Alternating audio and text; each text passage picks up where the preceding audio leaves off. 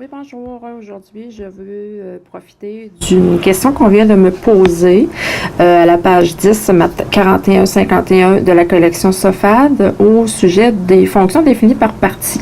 Alors, c'est très spécial, une fonction définie par partie, parce que c'est une combinaison de plusieurs fonctions ensemble. Donc, il faut absolument comprendre ce que la règle représente. Ici, on peut remarquer que on a trois fonctions pour en former seulement une, définie par partie.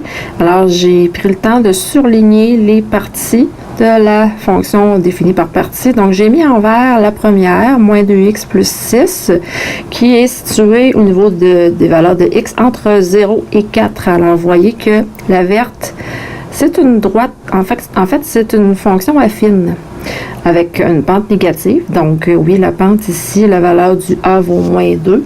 Donc, elle est négative. Et ensuite, au niveau de l'axe des X, elle est située entre 0 et 4. Maintenant, la deuxième fonction, on a f de x est égal à moins 2.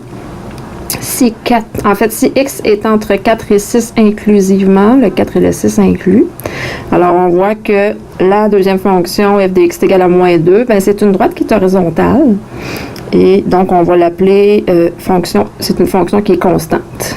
Donc, on voit là qu'entre le 4 et le 6, cette fonction-là, elle est tracée, c'est une fonction constante, une petite droite horizontale. Maintenant, la troisième, c'est encore une fonction affine.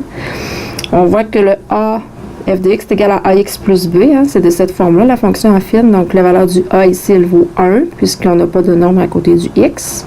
Donc, c'est une pente qui est positive. Donc, c'est tout à fait logique là, que la droite monte. Et elle est située entre 6 et 10 au niveau de la valeur du x. Donc, entre 6 et 10.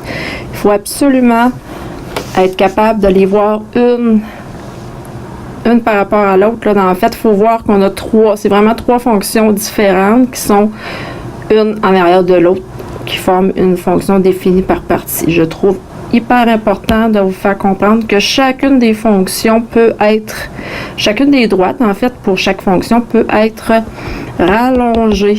Je vais prendre une couleur en rouge là, pour que vous voyez bien. Un beau rouge ici, là. Donc, la verte, OK?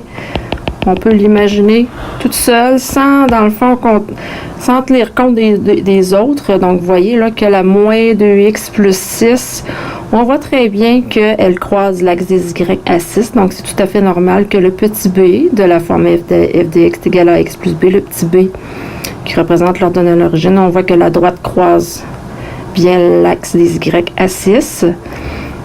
Et la pente, elle est négative. Maintenant, si on regarde une autre fonction, celle qui était en jaune, ici, la fonction constante. On va essayer de mettre du jaune. Voilà, donc la fonction qui est ici, constante, aussi, il faut être capable de comprendre qu'à gauche et à droite de cette fonction-là,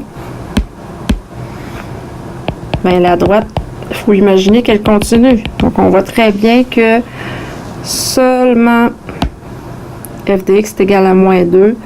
On peut l'imaginer à elle seule de façon horizontale. C'est pour ça que, dans le fond, toutes les valeurs de y sur cette droite-là valent toujours moins 2. C'est pour ça que cette fonction-là est égale à f de x est égal à moins 2. Pour la troisième, x moins 8, encore là, il faut être capable de l'imaginer en prolongeant chacune de ses côtés.